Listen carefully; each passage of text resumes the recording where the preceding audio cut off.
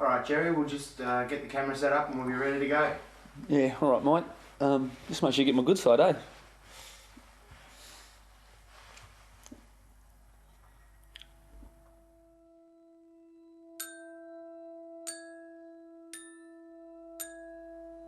I guess sometimes events and even people can pass by unnoticed. I mean, regardless of their courage or endeavour, those who attempt the truly remarkable can sometimes be overlooked, right? Ignored and replaced with the flavour of the month, you know? Pure and simple. I mean, what did I do wrong? You think I'd have been named Australian of the Year? Sometimes, in our memories, events, people, and even time do pass by unnoticed. Regardless of courage, fortitude, or endeavour, those who attempt the remarkable are often overlooked and ignored. In the last 7 weeks of 1999, one man attempted the impossible. Yet, in 2005, this man is forgotten. You followed me from the very start. You know my story. I wanted to stir up some Australian spirit, you know, make an impact. Do something that no one had ever thought about doing before.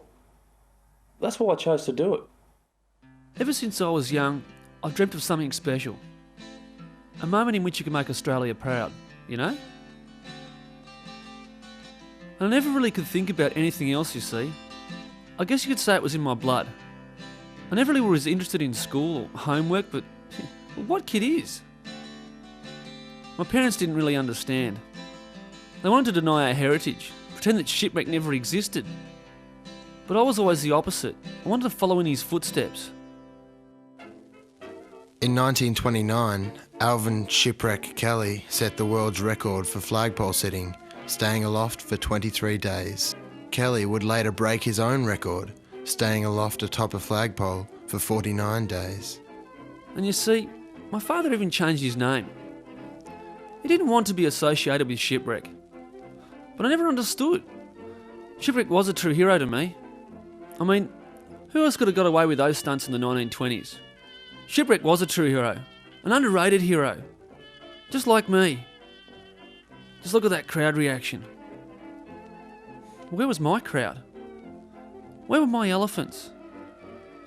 Where was my parade? In 1999, Jerry Leyden attempted the impossible.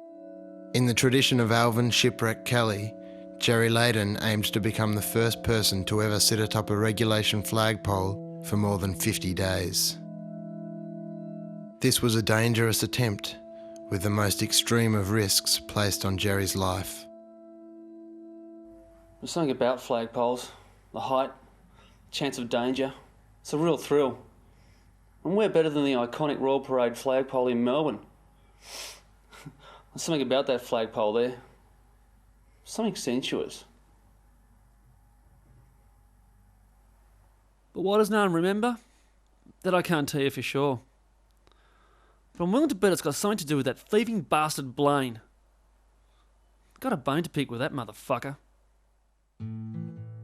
In May 2002, David Blaine attempted to balance atop an 80-foot flagpole in the centre of Bryant Park in Midtown Manhattan. Blaine aimed to spend 35 hours atop the flagpole before diving onto a 12-foot high platform made of cardboard boxes. And the crowds that Blaine drew, I could have been so lucky. I was up there for almost 50 days, and Blaine was only up there for 2. And why did he get all his fanfare? All I did was lose my girlfriend, get my electricity shut off, and get harassed by radio stations. Great thanks for all my hard work. It's Friday morning, you're on 3RRR 102.7 FM on the blower. And let's say good morning to Julie. Hi, Julie. Hey, Bigsy, how are you? All right. Well, I just wanted to report something. Yes? Well, I've just driven past a big flagpole on Royal Parade in the city, you know the one? Yeah. And, well, I saw something a bit weird. I think there was a guy sitting on top of it. A guy sitting on top of the flagpole? Well, yeah, I looked again and my boyfriend saw him too, and there was definitely a guy up there, and it's really windy and cold out there. I wonder what he's doing. It's not like just a fried fruit bat. No, I don't think so. It's actually kind of scary. It's freaking me out a little bit. I don't know what he's doing. Oh, well, don't freak out. We'll just we'll make sure it is actually a person up there before we all freak out. But thanks for the info. We'll see if we get any confirmed sightings. Thanks, Julie. Okay. Bye. I didn't leave him because of the stunt. God! No, things just weren't working out between us. Look, Jerry was all about Jerry, all right? It was Jerry this and Jerry that and flagpole this and shipwreck that, and he just didn't have any time for me. You know what I'm saying? I just wasn't important to him. All right, now look, I have a family and a life now, so just get out of my face. Why didn't you support him, huh? Jerry was a true unsung hero. You want to know why no one remembers him, okay? Because he was nothing. All right? He was nothing. Anyone could have done that stunt. So why don't you just stick that in your documentary?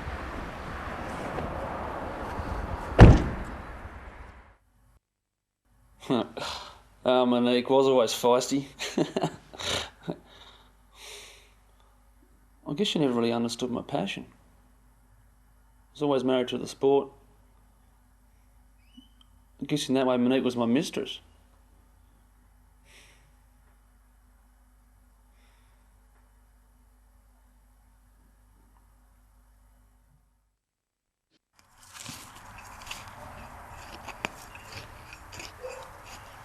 Jerry's always taken his games a little too seriously. He loved money. But that's just what happens in life sometimes. People fall in and out of love.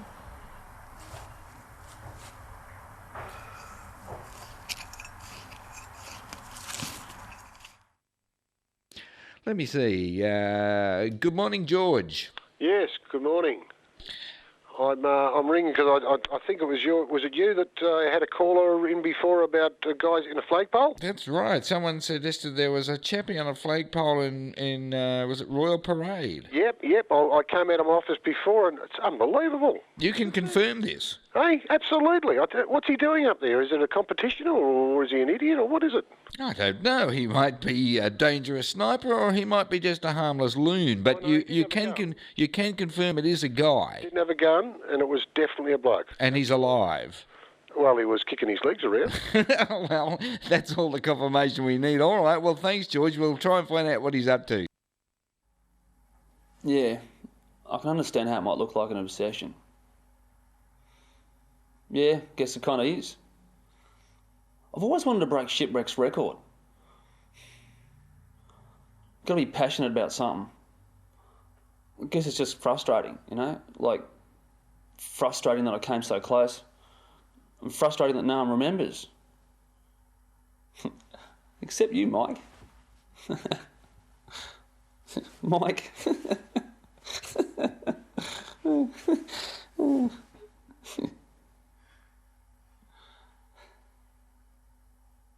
Day 49, 8 hours to go. Well, I don't know if I'd say it had failed as such.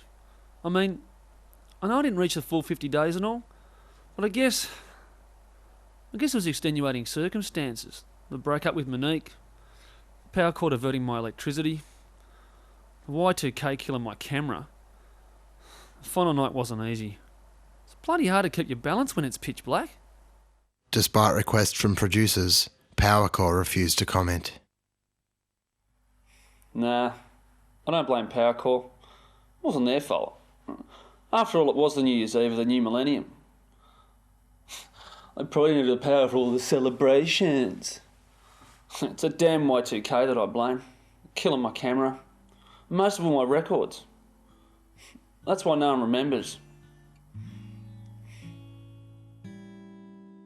In 1999, Jerry Leyden attempted the impossible. Jerry aimed to become the first person to ever sit atop a regulation flagpole for more than 50 days. But Jerry Leyden fell 8 hours short of Alvin Shipwreck Kelly's world record. Jerry is certain no one remembers him. Is he right? Or do you remember Jerry Leyden?